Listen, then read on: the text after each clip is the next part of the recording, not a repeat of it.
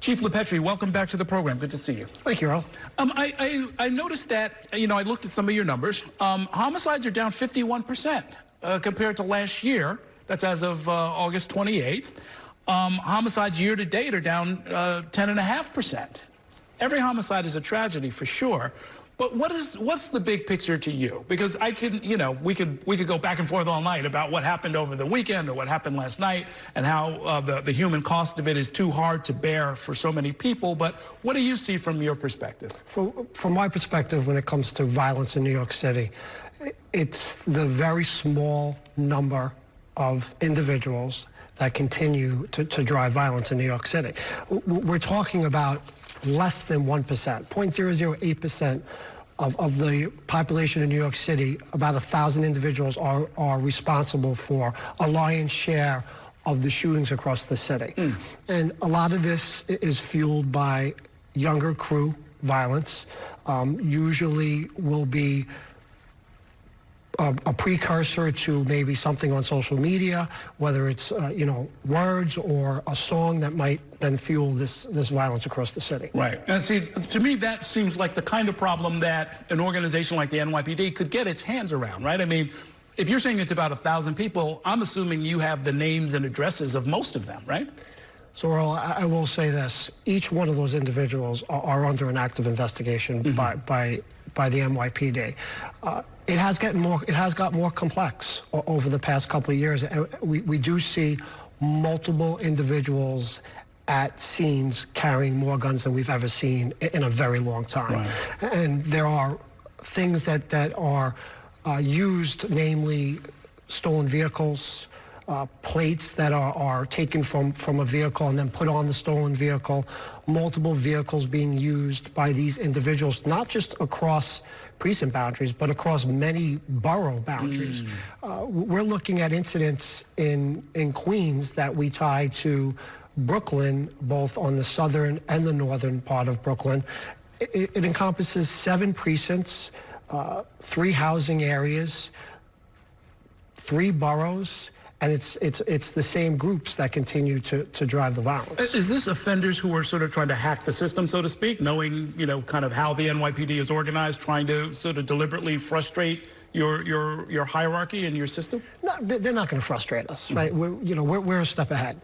But we do see the lower level offense first, whether, again, it's fraud to use or rent a vehicle, it's actually stealing that vehicle, stealing the plates, and then committing crimes with that vehicle or that scooter or whatever it is by means of a lot of different ways to commit this violence. Let me ask my producer to put up some of the maps.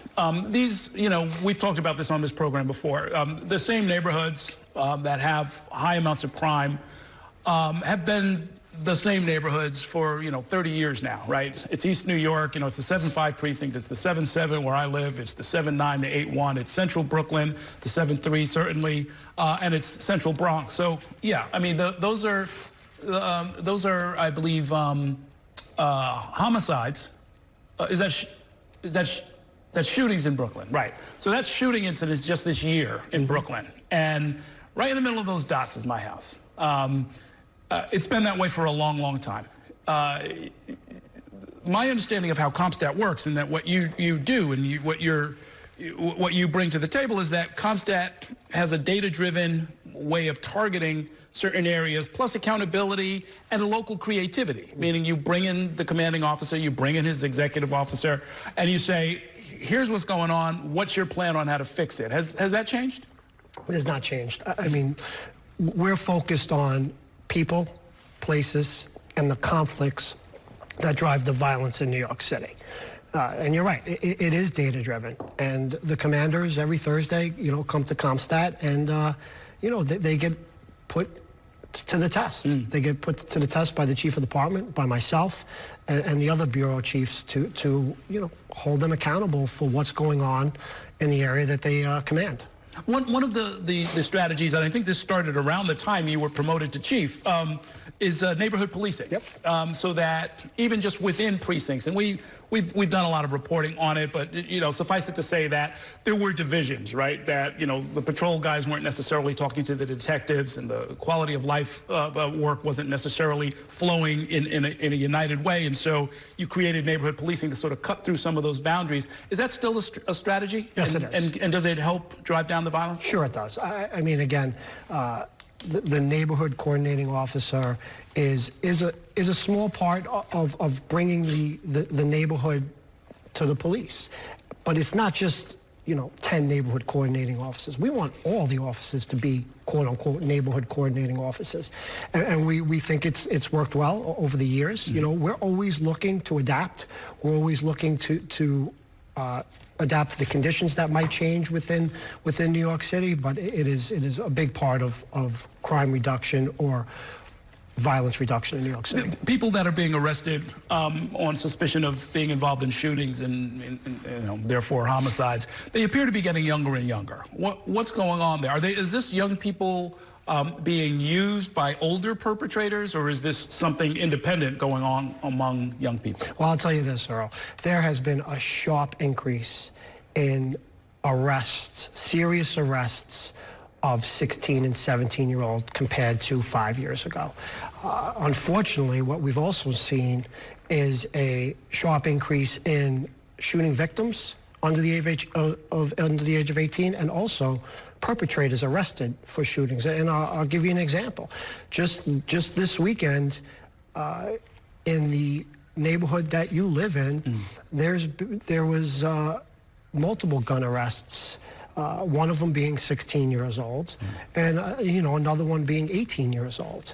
And when we look at the individuals that we are arresting with guns, we find out and we learn that a lot of them have previous open cases, serious cases. We're not talking about misdemeanors here, Earl. We're talking about previous open felony cases. We're talking about the highest levels of convicted felons getting arrested with a firearm. And we're talking about the most firearm arrests, gun arrests in New York City in 27 years. That takes us back, obviously, to 1995. Then you overlay that with the highest number of 7 major arrests in 21 years. You know, so we are arresting the individuals that, again, are driving specific crimes in New York City, namely robbery, burglary, and grand larceny. And we're also arresting the individuals that are carrying illegal firearms and using them in New York City. You know, something that we've done, you know, separately, a different kind of data-driven discussion on a related topic is what are called disconnected youth. Generally, this is young people between the ages of 16 and 24. They're not working, although they're of working age. They're not in school, although they're of school age. And there's something like 250,000 of them. I mean, you know, at some point, you know, is this the chickens coming home to roost? That if we can't find a better place for these folks, a certain number of them are going to end up coming across your screen? Earl, we are totally focused. The NYPD has been and will continue to be focused on reforming the youth at risk, right? We are. But when it comes to violent crime, you know, there has to be consequences for also youth. And we definitely have seen a sharp increase in youth-related violence in New York City over the past few years.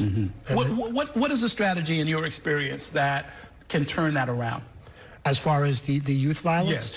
Yes. I mean, I think when you look at the youth, you have to look at, like you said, a youth that's at risk. So we need to start where maybe a very small amount of indicators are there. Maybe, you know, a juvenile report was done because they haven't been going to school, or a very, very low-level offense, which will not rise to an arrest now, right? So we really do not arrest juveniles unless it's a very serious crime. I mean, that the data just shows that. So that's where we have to intervene, and that's where our youth offices, that's where our neighborhood coordinating offices, that's where our community affairs bureau, that's where our precinct commanders get involved and, you know, speak to the parents, speak to you know, speak to somebody in their life that might help them. You know, there's so many programs that the NYPD has. I mean, 127 Penn, the PAL, you know, hall that is in the heart of East New York, right? And you said it, you know, in East New York, one of the most violent areas in New York City, unfortunately. But there is a great program going on every single day, 7 days a week, that NYPD officers are there, you know, with the computers, you know, with the boxing matches that go on. And that's what really we're focused on.